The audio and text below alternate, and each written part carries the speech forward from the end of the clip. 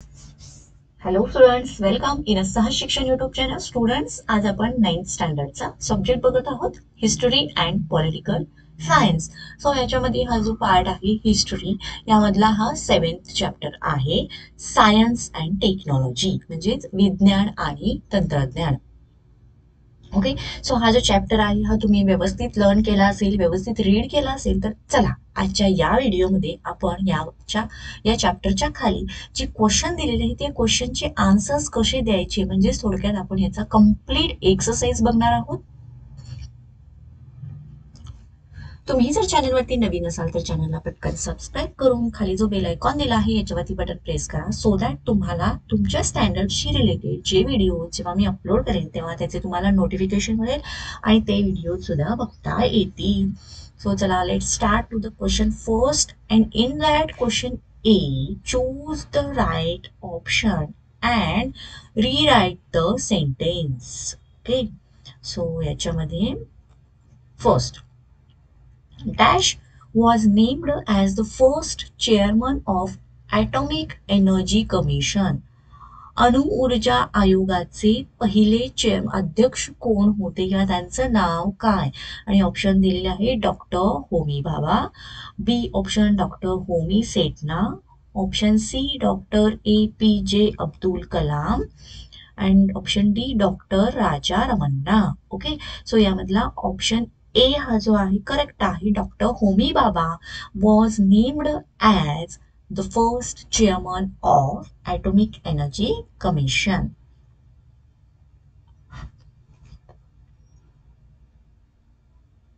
चलो next, second, dash was the first completely indigenous communication satellite made by ISRO. म्हणजेच इस्रोने बनवलेली फर्स्ट कम्प्लिटली इंडिजिनियस, म्हणजेच पहिली पूर्णपणे भारतीयांनी बनवलेली किंवा भारतात बनवलेली अशी कोणती कम्युनिकेशन सॅटेलाइट आहे की जी इस्रोने बनवलेली आहे? आणि त्यासाठी ऑप्शन आहेत आर्यभट्टा, इनसॅट 1B, रोहिणी 75 आणि ऍपल. तर यातला डी ऑप्शन जो आहे apple. Apple was the first completely indigenous communication satellite made by ISRO. Next question, B. Identify the wrong pair.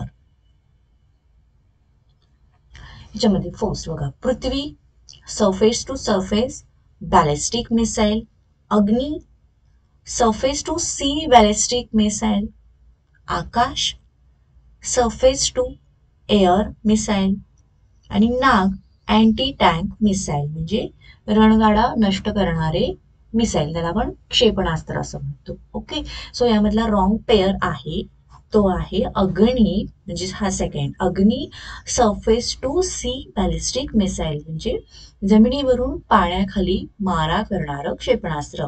तर हे आहे रॉंग पेअर. करेक्ट पेअर काय आहे बघा, Agni surface to surface ballistic missile, म्हणजे जमिनीवरून जमिनीवर मारा करणारे क्षेपणास्त्र.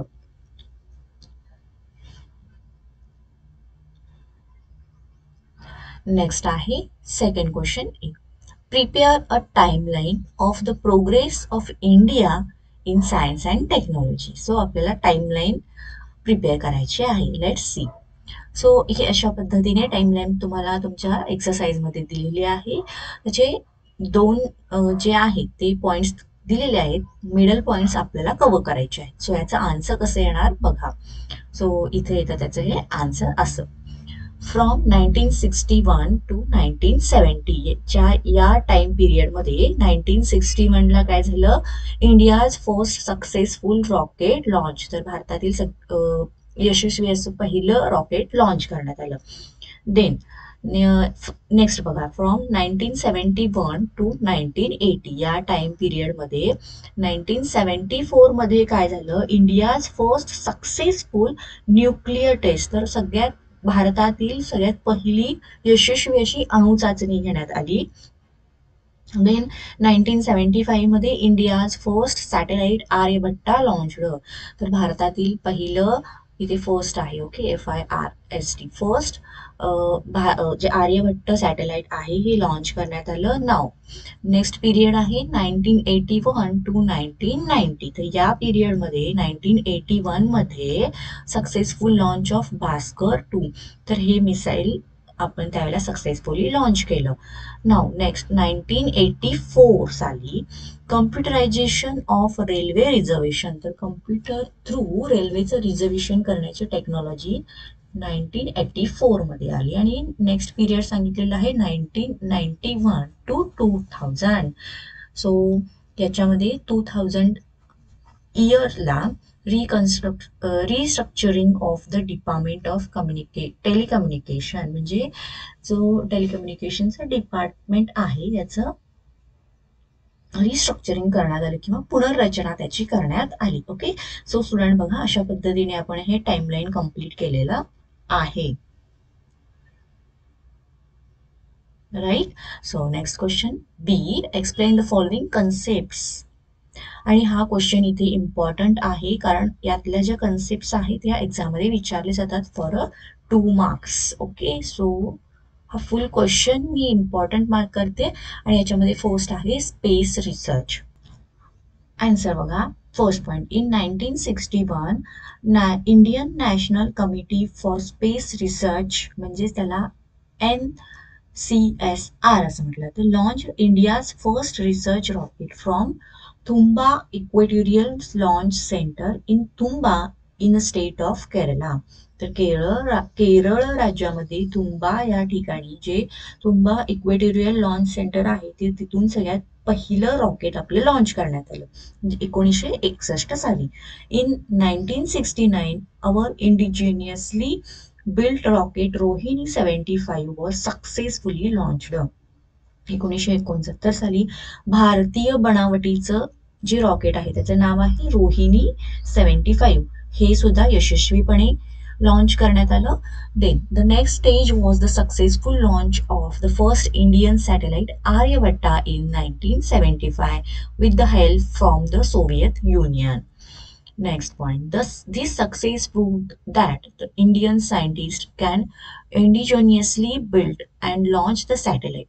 तर या सगळ्या यशानंतर भारताचे जे शास्त्रज्ञ आहेत ते स्वतःच्या जे भारतीय बनावटीचे रॉकेट किंवा जे सॅटेलाइट आहे हे बनवून ते सक्सेसफुली लॉन्च करतायत. Indian scientist were confident that they could acquire the technology for sending a message from the earth station and to assess the working of the satellite. तर यावरून त्यांना एक कॉन्फिडंट आला की आपण टेक्नॉलॉजी शिकलो आहे किंवा अवगत केलेली आहे की पृथ्वीवरून मेसेज हा वरती सॅटेलाइट वरती पाठवणे आणि त्याद्वारे तिथे कार्यरत राहणे, ही जी टेक्नॉलॉजी आहे ही शिकली ते आणि त्याबद्दल त्यांना कॉन्फिडेंट आला.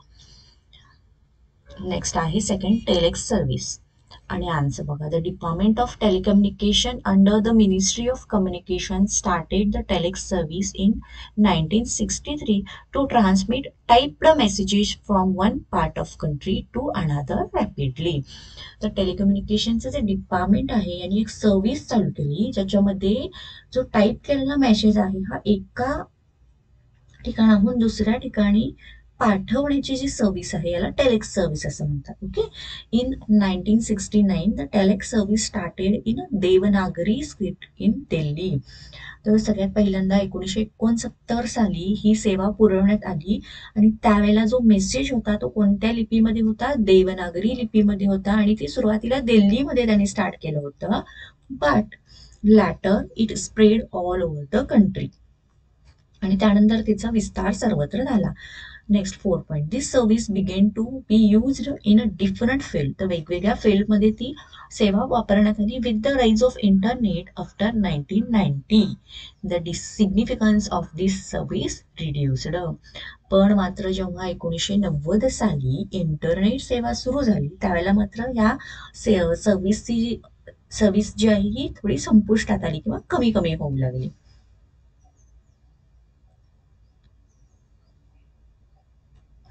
नेक्स्ट आहे पोखरण न्यूक्लिअर टेस्ट आणि याचा answer. First, India successfully perform first nuclear test at Pokhran in Rajasthan on 18 May 1974 in consonance with the policy of using nuclear energy for peaceful purposes and for self-sufficiency. Okay, so सगळ्यात पहिल्यांदा जी अणु चाचणी घेण्यात आली पोखरण, राजस्थान येथील पोखरण या ठिकाणी घेण्यात आली. सो पुढे बघा, next point. The reason why India took this decision was China nuclear capability and Pakistan's desperate effort to acquire nuclear weapons with China's help. Then, Dr. Homi Setna, the chairman of Indian Atomic Energy Commission, and Dr. Raja Ramanna, director of the Baba Atomic Research Center, played a major role in conducting these nuclear tests. तर होमी सेठना आणि doctor Raja Ramana त्या दोन्ही सायंटिस्टचा याच्यामध्ये खूप जास्त मदत झाली.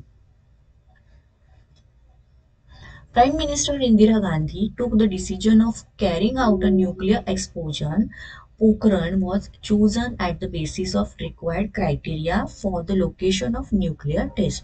तर इंदिरा गांधींनी असं डिसिजन घेतलं की ही जी न्यूक्लिअर एक्सप्लोजन होणार आहे किंवा अणुचाचणी होणार आहे ही कोणत्या ठिकाणी घेतली पाहिजे, far away from human settlement and no what underground no ground water reserve, म्हणजेच मनुष्य वस्तीपासून खूप अशी लांब आणि भूगर्भामध्ये पाण्याचे साठे नसतील अशा ठिकाणी ही चाचणी घेण्यात आली.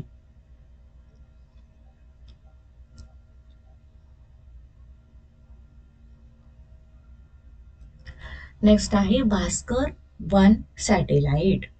नाव आन्सर बघा, याच्याशी रिलेटेड नोट काय द्यायची आहे. India launch remote sensing experimental satellite Bhaskar 1 from a Soviet Union in 1979 in order to observe various things on the surface of the earth by remote sensing technology.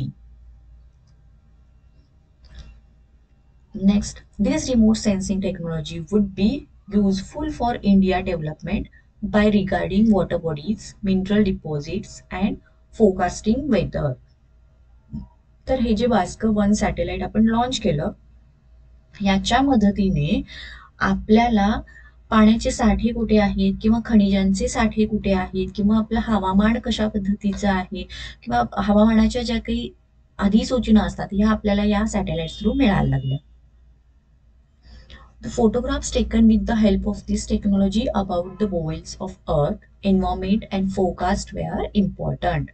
तर या satellite through जे जे photo घेण्यात आले त्यावरून आपल्याला खूप अशी मदत झाली. Another area in which the information from this satellite was useful was oceanography, म्हणजे समुद्र विज्ञानासाठी सुद्धा या सॅटेलाइटचा उपयोग झाला.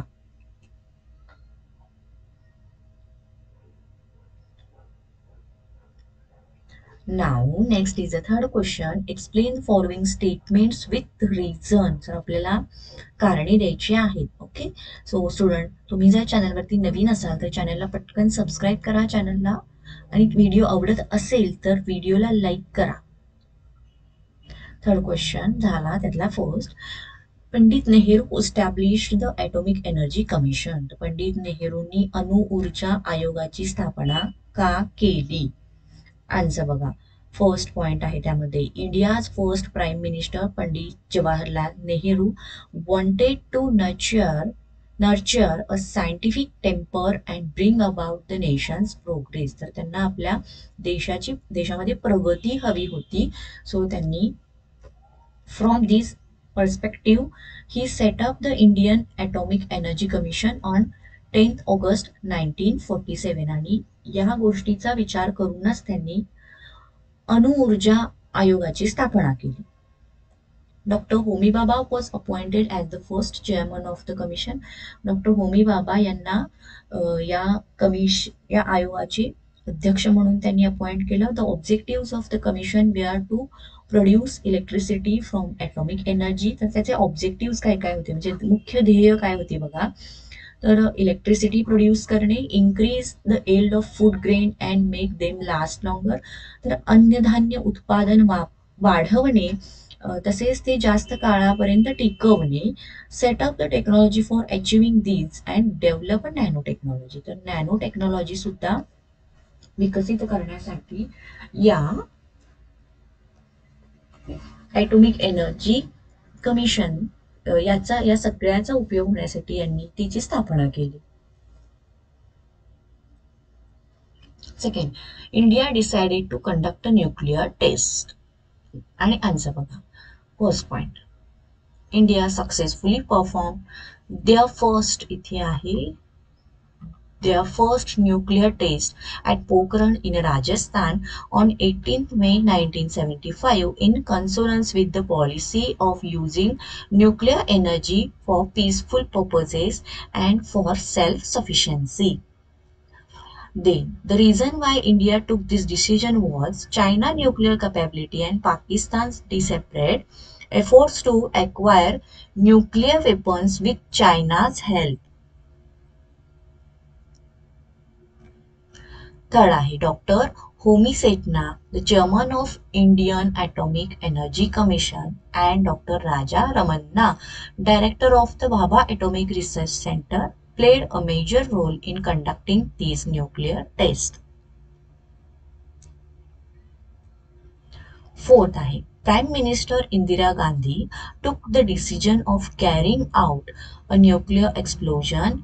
Pokhran was chosen on the basis of required criteria for the location of nuclear test, far away from human settlement and no groundwater reserves.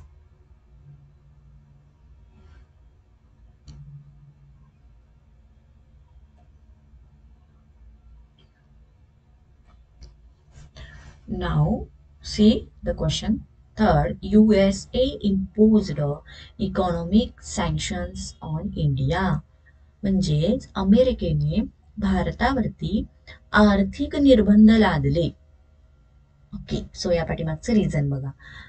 On 11th May 1998, India carried out its second nuclear test to prove its nuclear preparedness.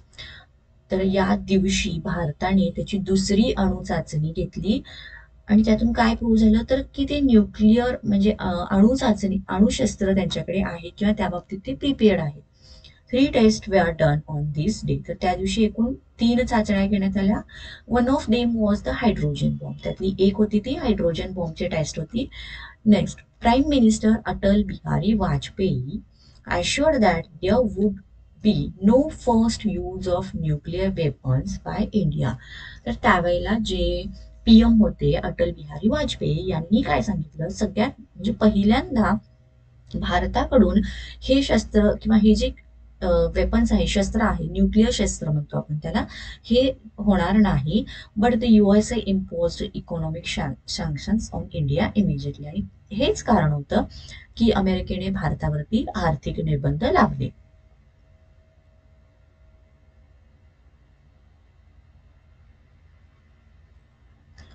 Fourth question आहे answer the following questions in details.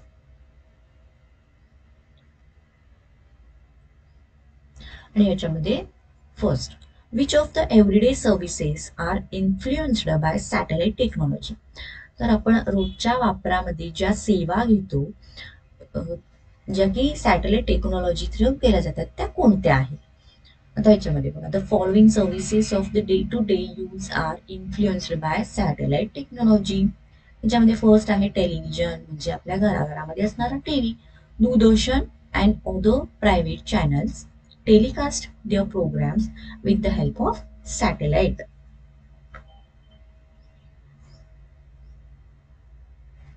Mobile telephones operate with the help of satellite.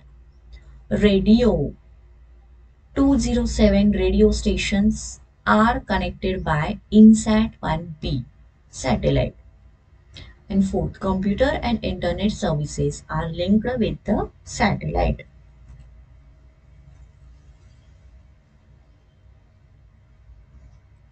Second आहे why is Dr. APJ Abdul Kalam called as the missile man? Okay. तर Abdul Kalam, doctor APJ Abdul Kalam यांना missile man असं का म्हटलं जातं. तर चला बघूया त्याचं उत्तर. In 1958 defence research and development organisation, म्हणजेच त्याला DRDO असं म्हणतो, was established under the department of defence of government of India. तर हे जे DRDO आहे याची स्थापना ही गव्हर्नमेंटचे जे डिफेन्स डिपार्टमेंट आहे, भारतातील गव्हर्नमेंटचे जे डिफेन्स डिपार्टमेंट याच्या अंडर ते स्थापन करण्यात आलं. The objective of this organisation was to make India self sufficient with respect to means equipment and weapons required for defence. म्हणजे एखाद्या वेळेस जर युद्ध झालं किंवा युद्ध सुरू झालं तर त्याला भारताकडे स्वतःच्या अशा गोष्टी असल्या पाहिजेत, इक्विपमेंट असले पाहिजेत, शस्त्र असले पाहिजेत, त्या दृष्टीनं DRDOची स्थापना करण्यात आली. After 1983, this organization developed several missiles under the leadership of Dr. APJ Abdul Kalam. तर ह्या ऑर्गनायझेशनमध्ये डॉक्टर APJ अब्दुल कलाम यांच्या नेतृत्वाखाली भरपूर असे क्षेपणास्त्र हे तयार करण्यात आले. Doctor Kalam has made a great contribution in the production of missiles. तर त्यांनी त्याच्यामध्ये महत्वाचं असं कॉन्ट्रीब्युशन दिलेलं आहे. Doctor Kalam is known as the father of India's missile programme. He is also referred to as the missile man of India.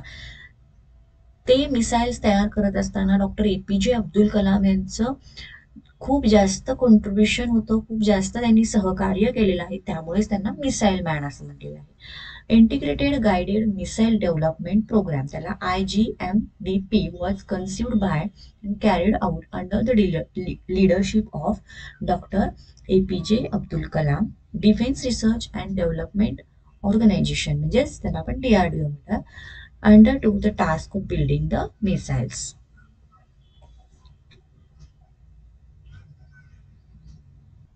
Now, third question. How can one have computerized reservation done for railway travel? तर रेल्वेचा जो प्रवास आहे तो करण्यासाठी computerise reservation कसं केलं जातं? Okay, so let's start the answer.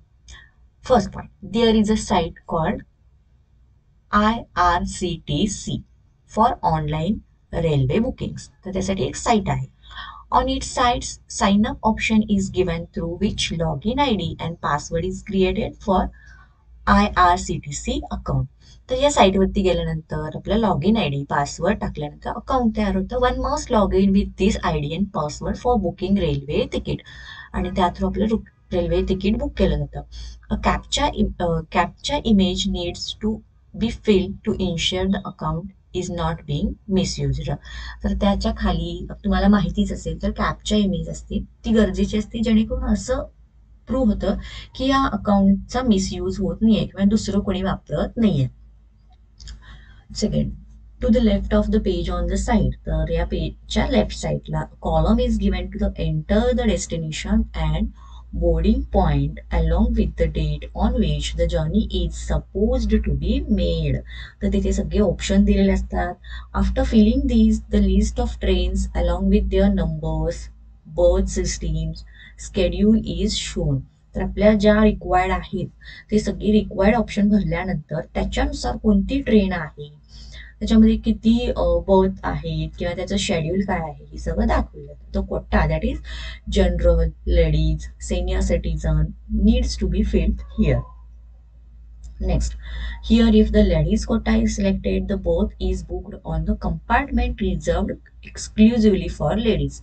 जर आपण या ठिकाणी लेडीज कोटा निवडला तर फक्त महिलांच्यासाठी जे कंपार्टमेंट असतं तिथे आपल्याला मिळू शकतं. If senior citizen quota is selected, exemption is travel fees is given. तर सिनियर सिटीजन कोटा जर आपण सिलेक्ट केला तर कन्सेशन असतं सिनियर सिटीजनला प्रवासाच्या दरम्यान, किंवा त्याची जी आपण प्रवासाची फी म्हणतो किंवा जो भत्ता असतो त्याच्यामध्ये कन्सेशन दिलं जातं. After this both preference that is sleeper second sitting is to be selected to book the tickets, upon which new window opens for filling the details like name of the passenger, age, etc. A CAPTCHA image needs to be filled again to confirm booking. Next आहे the gateway to online payment opens up, which is done through debit card or internet banking, whichever is easier for the person booking it.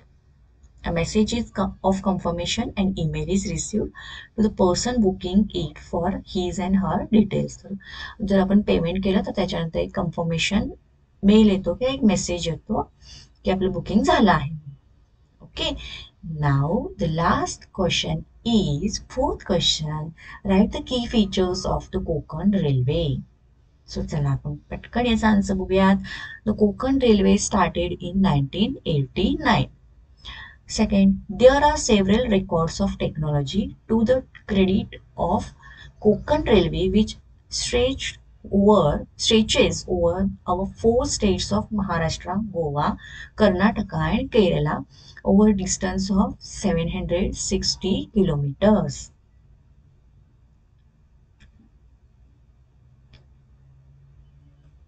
Next, there are 20 tunnels on this track.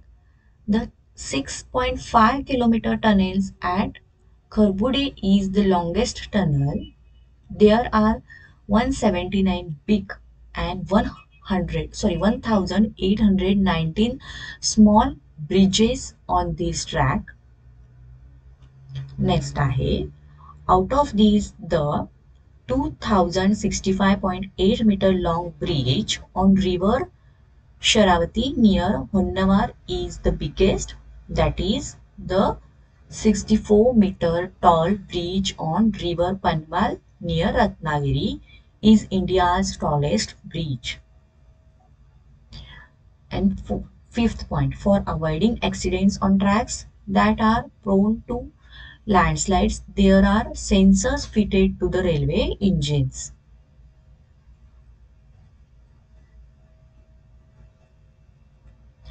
Student, याच question बरोबर आपला हा exercise इथे संपलेला आहे. तुम्हाला video आवडला तर व्हिडिओला पटकन लाईक करा, चॅनलला सबस्क्राईब करा. थँक्यू.